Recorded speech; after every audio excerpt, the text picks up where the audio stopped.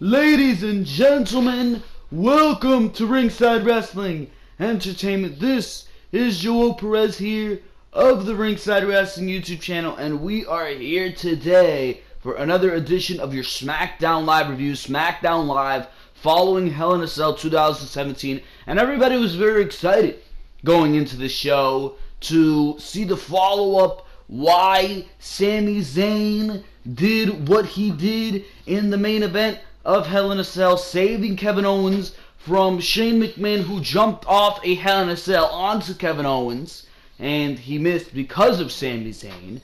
So everybody was excited to see what would result of that, and that was very fantastic.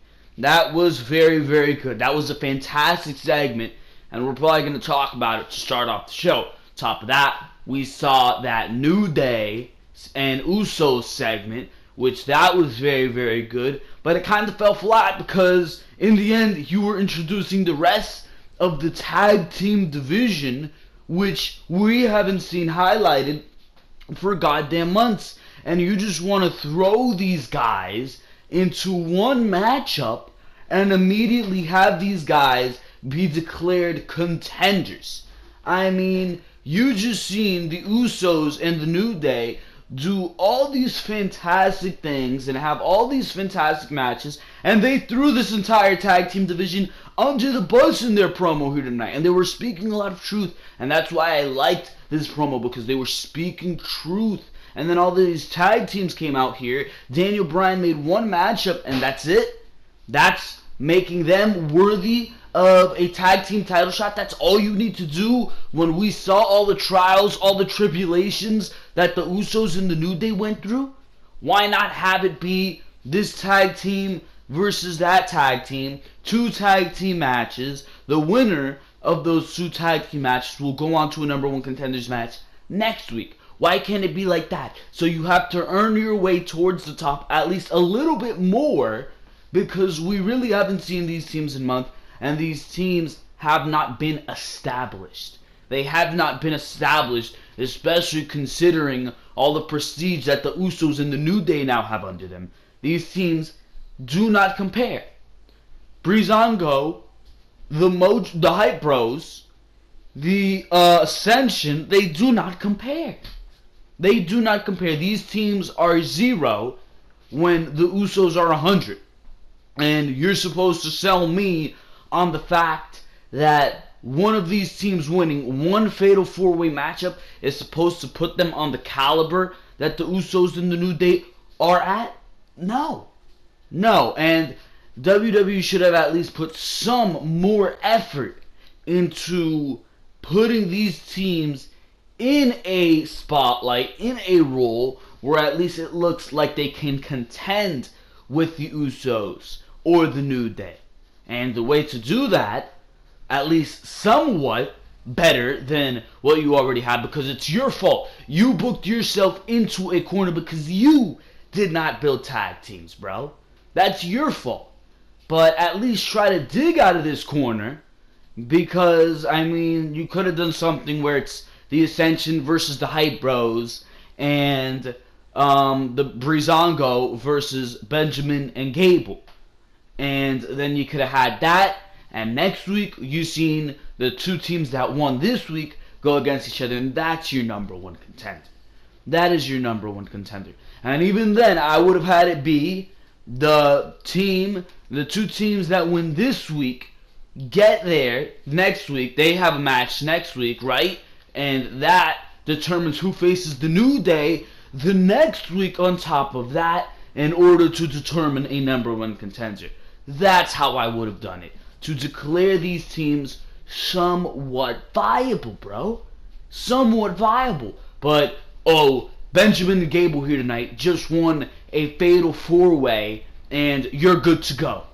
How am I supposed to believe, after what the Usos survived last night, or on Sunday night, with the New Day, that Benjamin and Gable have any chance of standing in a ring with the Usos? I don't. And there were precautions that could have been taken to make it more believable. That is all I am saying. And I think you guys can agree with me on that. But again, we see this rushed booking, we see nothing of any avail, and we see two teams for the entire time, and everybody else gets pushed to the sidelines. Now it's going to be Benjamin and Gable, who did win the match here tonight, who did win that Fatal 4-Way Tag Team match here tonight, versus the Usos, and that's probably going to be it. The rest of the division probably isn't going to be highlighted. And if they are, it's because the New Day is there. It is because the New Day is there, and WWE has no choice but to highlight the New Day. So I do not know where they are going to go with this. Clearly, Benjamin and Gable are a very good team. They work very well together, and that is the team that made the most sense to walk out of that Fatal 4-Way Tag Team matchup with the number one contendership. But I mean, they're really not built up to that point either. They are not built up to that point either. And the best way to do that would be to have them survive that tournament style, to get to the New Day, beat the New Day, get to the Usos, and maybe fall flat. Maybe have the Usos have to cheat to win. That prolongs the rivalry a little bit more there. So, I mean, there were precautions that could have been taken to build this team up. But, of course, WWE doesn't take them. And that's a downside. That is a downside, bro. No doubt about it. One upside to the show, definitely, most definitely, was that there was no sight of your WWE champion. There was no sight of the modern day Maharaja. And that is something I am very, very happy to be reporting here. There is no modern day Maharaja on this show, and I am happy about that fact. No doubt. No doubt about it.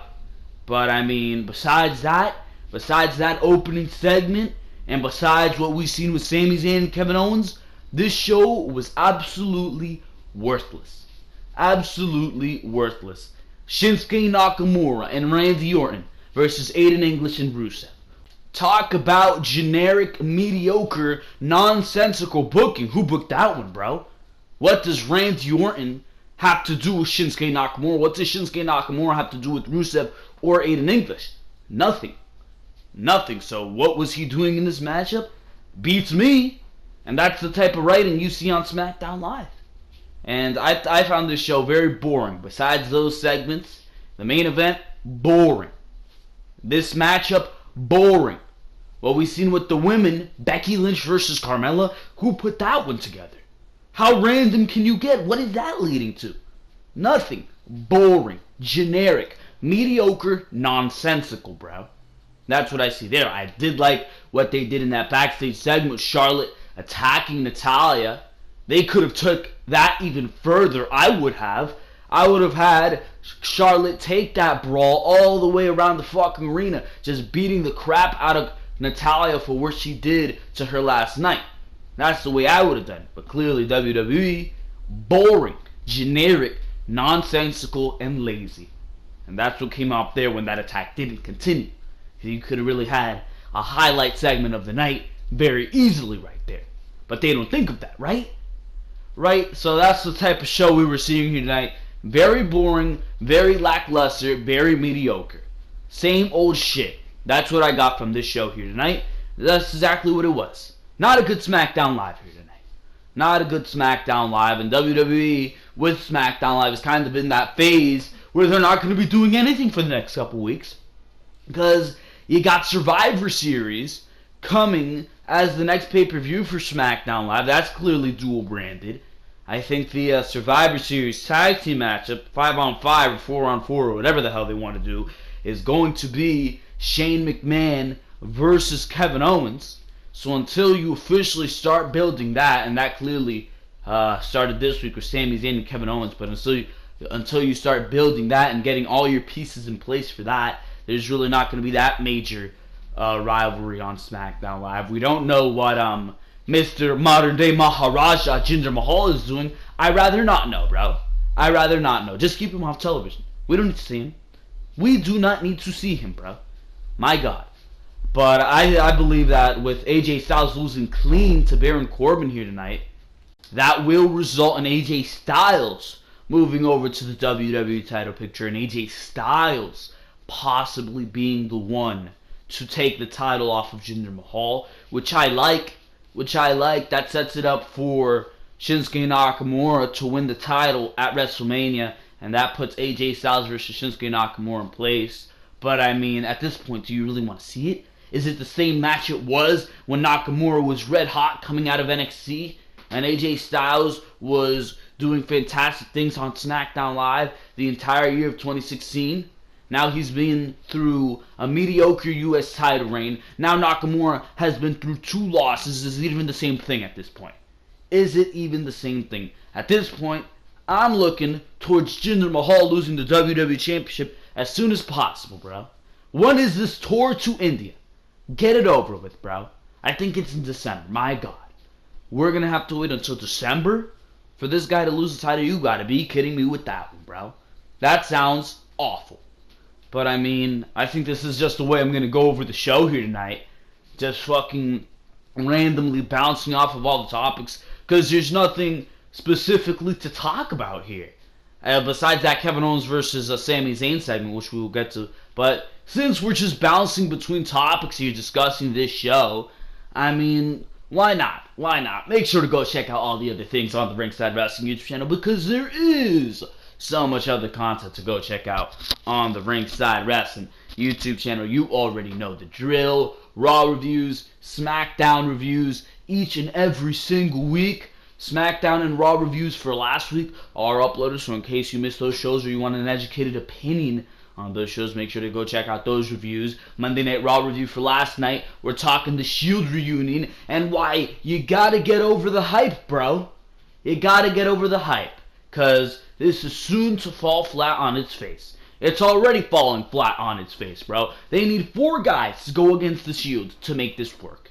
You've gotta be kidding me. That is awful. We talked about that on Monday Night Raw review last night, and how this entire thing is a facade for ratings and to get Roman Reigns over. So we're talking that last night on Monday Night Raw. You want to hear more about that? You want to hear the full rant on that? Make sure to go check out the Raw review. Sunday, we had a pay-per-view, Hell in a Cell, and of course, big things happened on that show. Fantastic Hell in a Cell matches. Everything that was in between, meh. Meh, bro.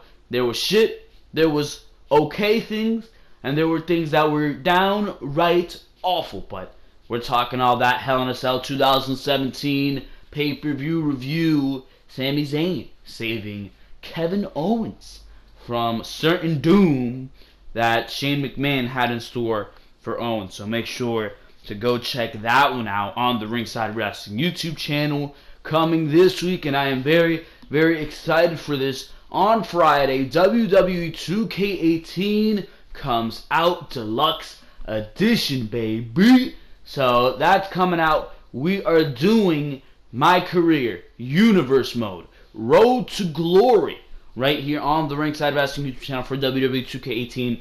Don't go to those bigger channels. What are they doing, bro? That basic, generic, PG content? Nah, bro. Nah, bro, you better come over here, especially if you want some of that delicious commentary. We're going to be covering all the moves. We ain't going to be Tom Phillips, what a move. Oh, that was a big one. Look at that. Kicks him right in the face. We're going to be calling every single move in detail, bro. Mauro Ranallo style commentating right here on the Ringside Wrestling News channel, as well as that unique content, bro. You're going to be getting my take on the universe mode, and we're going to be starting right where WWE is right now. Current champions all going to be in place, bro. Everything's going to be the same as it is on WWE television, and as time goes on with that universe mode, we're going to transform what WWE should be today into what I think should come out of the current product. And I think you're going to like it. I think you're going to enjoy it way more than whatever we're seeing on WWE television right now. So make sure to stay tuned for that one. Coming starting Friday. We're going to be announcing the full schedule as time goes on, as we figure out really what will work best. But big content is going to be coming. So make sure to go check that out. Wednesday, last Wednesday we uploaded a breaking news story, and it was NXT TakeOver War Games. War Games being announced for NXT TakeOver, and we were talking about that breaking news story right there, so make sure to go check out that video. A lot of excitement there. 10 minutes of just all talk about war games, the old WCW concept of war games coming to NXT TakeOver. So make sure to go check that one out. Make sure to await all the upcoming content. The best way to do that, the best way to stay tuned to know exactly when that content drops, is to subscribe to the Ringside Wrestling YouTube channel. You'll get those subscriptions, or you'll get those videos straight to your subscription box. And of course, you click on that notification bell, bro. Get notifications straight to your mobile device. You'll know exactly when I upload. So you'll be here for those Raw reviews, SmackDown reviews, pay-per-view reviews, WWE 2K18 My Career, Universe Mode, Road to Glory. You'll be here for NXT TakeOver reviews. You'll be here for that Mae Young Classic coverage. You'll be here for those breaking news stories like what you've seen on Wednesday.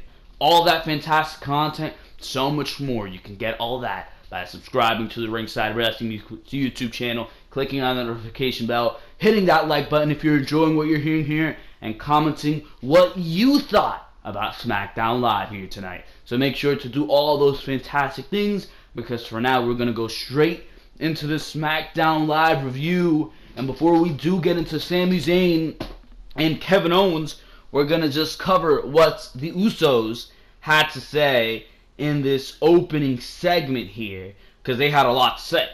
The Usos started off the show here tonight. They said that they told us that they got the whole tag team division on lock, welcoming us. If I could speak here, that would be absolutely revolutionarily fantastic, but that is besides the point. By the way, almost forgot, October 10th edition of SmackDown Live from Grand Rapids, Michigan. Surprisingly, this was actually a decent crowd here tonight, but that is besides the point. They say they have the whole tag team division on lock, welcoming us to the Uso Penitentiary, bro. The Usos said that you're supposed to walk out of Hell in a Cell a changed man. So they want the New Day out here because they have something to tell them. The Usos said that Sunday night, two of the best tag teams in WWE went at it, saying that compared to the other teams on SmackDown Live in the back, they are fucking fantastic. And to be quite honest, those other teams suck. I know, bro. I agree with you. I agree with you. And WWE allowing the Usos to say that. That's damn true. I started laughing my ass off when I heard that. Saying that they brought out kendo sticks, steel chairs, cowbells, and one of the Usos, they were like, I got gonged, bro. I got fucking gonged by you, Xavier. They said that what nobody seen was when they went home, when they were driving, and his brother could barely drive because he had his arm torn up, bro. When he had his ice pack over his brother's eyes. Their family calling them to ask if they're okay, and yeah, saying they're okay, just to make them feel better. The hotel attendant asking them if they were going to be okay, and if they were going to make it through their stay for the night.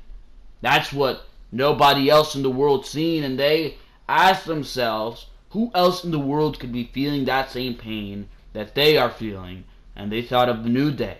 So the Usos declared respect for the New Day. That brought out the Hype Bros, Benjamin and Gable, Breezango and the Ascension, and saying pretty much that they haven't been given opportunity on SmackDown Live. At least that's what it came out of the Hype Bros. Benjamin and Gable came out. They were like, listen, we beat y'all last night, so y'all are going to the back of the line. The Usos then fucking interjected, and they were like, listen, bro. Chad Gable, you went and got yourself a former Intercontinental Champion, United States Champion, Tag Team Champion. So, if anything, you're going to the back of the line, bro, because you fucking have a world-acclaimed athlete on your team. And then out comes Breezango. Before they can even speak, the Ascension comes out, and they're like, oh, we have to make claim to something. We gotta live up to our name, blah, blah, blah. Fatal 4-way. Daniel Bryan comes out, and he's like, listen, I want you out of the ring. Tonight is not the night for this. And he actually gets booed. That's a rare sight, seeing Daniel Bryan get booed. There were no chance, and because they didn't want the New Day and the Usos to get out of the ring, right? And he made a fatal four-way between all the teams, and whoever won that fatal four-way, of course, would go on and challenge the Usos for those tag team titles. So clearly Benjamin and Gable won that, and I already spoke to you what they should have done and to make that better. But clearly Benjamin and Gable won. That's clearly the best team out of the 4 teams. The Ascension, Hype Bros, Breezango, and Benjamin and Gable. That was clearly the best team. That's clearly the only team who's had some momentum behind them. They still haven't been defeated. So, I mean, it is the best choice to go with. But I wouldn't have done this like this. Like I said, I would have done this.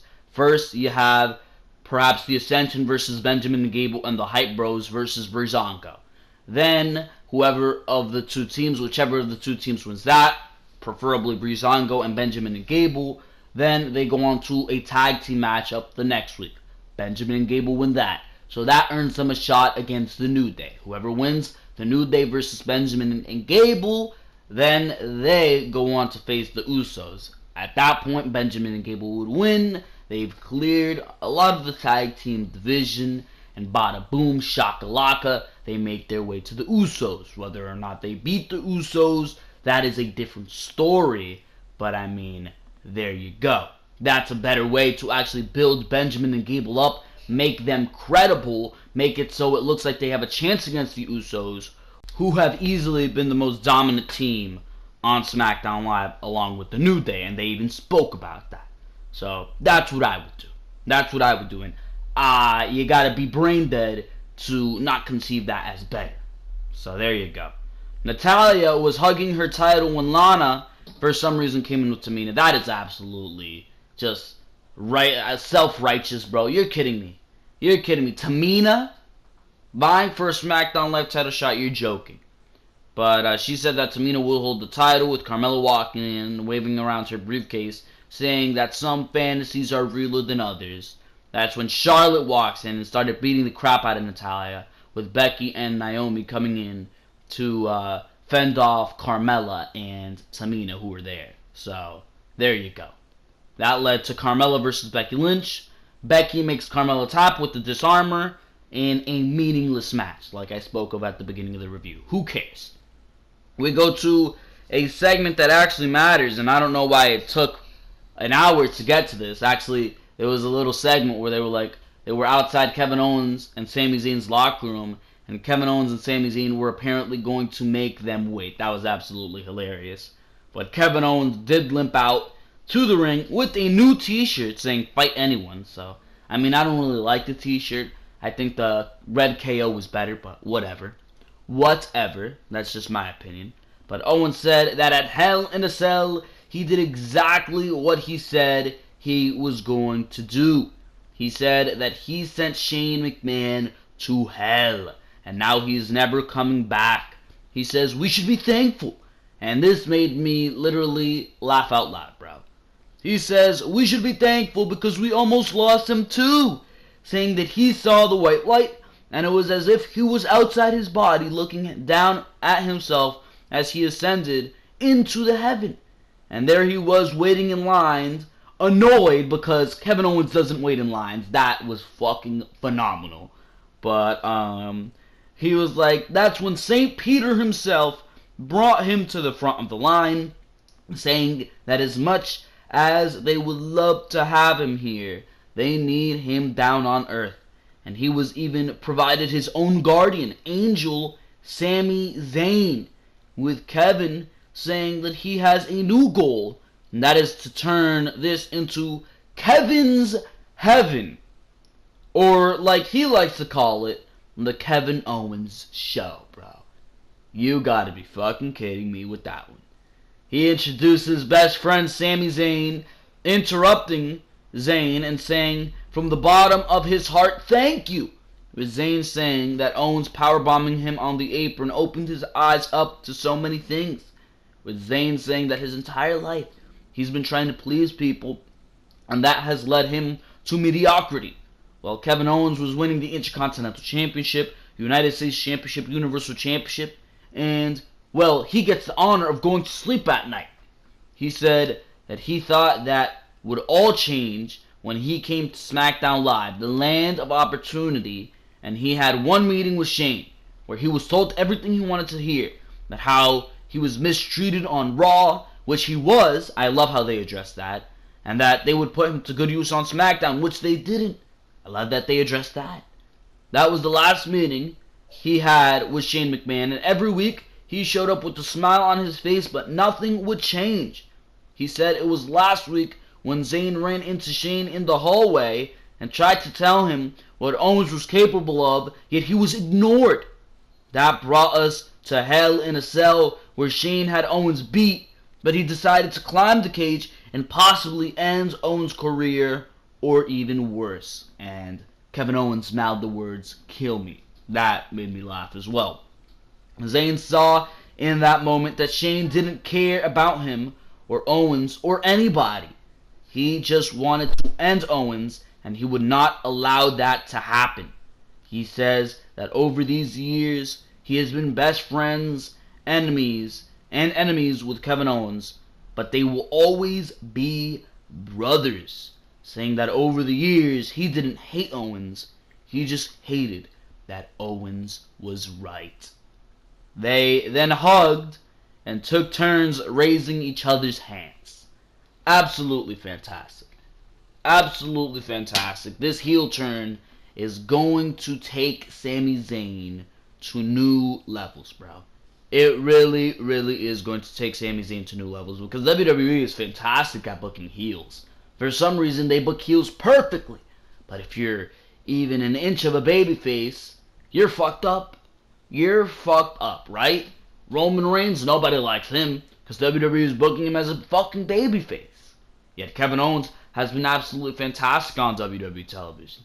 Samoa Joe, absolutely fantastic on WWE television.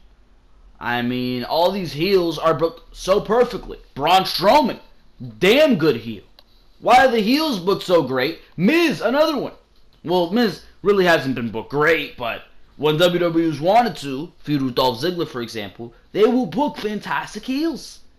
They will book fantastic heels. And I have no doubt in my mind that they will do the same with Sami Zayn. And it's going to be fantastic. They made perfect sense of this entire situation. Sami Zayn has been neglected. And they have made it so that the neglection of Sami Zayn over these past few years has not been Sami Zayn's fault. It's not been because Sami Zayn is not talented, but because he's been mistreated. They addressed the issues that they have created for Sami Zayn. They have addressed the neglect that they gave Sami Zayn. They neglected Sami Zayn, and now they are addressing that. And they use that to perfectly tie this into storyline, and it is great. And if WWE continues to book it this way, it will be great. And Sami Zayn's career will be revitalized, where before it was dead. It was dead. And the guy who can go so fantastically in the ring like Sami Zayn deserves a fucking career-defining moment like this. And hopefully WWE takes advantage of that, because this can be big, big, big for Sami Zayn. No doubt about it. No doubt about it. As we actually speak here, Neville, actually there's news of Neville actually leaving the WWE. That's going to be a breaking news story probably tomorrow. Let's see if we'll make a video on that. Expect that tomorrow on the Ringside Wrestling YouTube channel, maybe. But as we speak here, Enzo has invoked his rematch clause against Kalisto for the Cruiserweight Championship at TLC. Who cares? Not me, not you. Let's move on here. Shinsuke Nakamura and Randy Orton versus Aiden English and Rusev. This match was thankfully short because it is not something I wanted to see. We spoke about this match being useless, and that's exactly what it was. Nakamura, he was looking for the Kinshasa. Rusev came in, grabbed his hair. Orton came in, RKO, and Nakamura still hit the Kinshasa on Aiden English. So what was the point of that? 1, 2, 3, Nakamura wins. Nakamura's dead, bro. Nakamura's dead, and you did that on your own. Why? Because you allowed Jinder Mahal to beat him not once, but twice. And last night, it was a clean victory. Gotta be fucking kidding me. on to something that is actually exciting me on SmackDown Live. We saw a promo package for Luke Harper and Eric Rowan, who looked awesome. They were holding sledgehammers. They had jackets. That looked great. That looked great. I mean, they're definitely needed in the tag team division, and they've been off TV for months, so at least there's something for them to do. And I'm sure Luke Harper and Eric Rowan, if booked dominantly, can be a great tag team on SmackDown Live, bro. Have them come in, feud with Breezango, destroy Breezango, and perhaps have in the future Chad Gable and Shelton Benjamin win the titles from the Usos and have them go into a feud with Luke Harper and Eric Rowan. There you go. There you go. Liking that these two are back, bro. Liking that these two are back, because they should not have been taken off television for this long, bro. It is despicable. We go to Bobby Roode, who came out and said that he's happy to say that his first WWE pay-per-view match was simply put glorious. But that was until Ziggler attacked him from behind. So if he wants to fight, let's fight, said Roode. Ziggler came out and said that Roode came out here and made his entrance, and he got his cheers. But when the bell rung, the best wrestler in the world, Dolph Ziggler, exposed Bobby Roode for what he is: a fraud, a cheater. Showing the picture of Roode grabbing the tights to beat Ziggler after Ziggler was trying to grab the tights to beat Roode, saying that he wants his rematch anywhere, any place, with Roode saying he's sick of the talk and offering that they do this now, with Ziggler teasing it but ultimately walking away. Bobby Roode is terrible as a babyface, bro. Each and every single week this gets worse. Worse and worse. Turn this guy heel, have him feud with AJ Styles, have him feud with Nakamura, have him feud with Ty Dillinger. Bobby Roode is fantastic as a heel. You do not need to put that much effort into booking Bobby Roode as a heel. Why is he in this feud with Dolph Ziggler? I have no idea. End this. And it looks like it is going to end next week, because they announced that next week Ziggler and Bobby Roode will have their rematch. There you go. I am despising Bobby Roode as a heel right now, or as a babyface right now. It is not good, bro. Not good at all. But we continue here, and we continue to the AJ Styles versus Baron Corbin match. This was a decent matchup, but I mean, really, how are you supposed to get invested in this United States Championship matchup, mind you, when you have it going on in the last 10 minutes of SmackDown Live with the big commercial break plopped right in between? These guys got no time to wrestle. No time to wrestle. And Baron Corbin beat AJ Styles clean here tonight. Beat AJ Styles clean, retains the United States Championship. So there you go. AJ Styles hopefully going on to bigger plans, like I mentioned, Jinder Mahal, and hopefully going to take the title off of Jinder Mahal, hold the title until WrestleMania, where Nakamura will take it off of AJ Styles. That is what I am hoping to happen, because Jinder Mahal is awful as champion. Thankfully, we did not see him here tonight. And I mean, Baron Corbin can go on to hold that United States Championship, defend it against Ty Dillinger. But for now, ladies and gentlemen, that has been your SmackDown Live review. Very mediocre and boring show. Had to get a rating. 2 points for Zayn and Owens. A point for the Usos. A point for that backstage assault we saw between Charlotte and Natalya. And a point for this main event, because it wasn't completely awful, bro. It was actually a decent match. So 5 out of 10. Very mediocre show. Matter of fact, 4.5 out of 10. 0.5 for the main event. 4.5 out of 10 for this show. Very mediocre, very stale, very boring. Could have been presented in a better light, but of course not. Of course not. But that has been your SmackDown Live review here tonight. Make sure to go check out all the other content.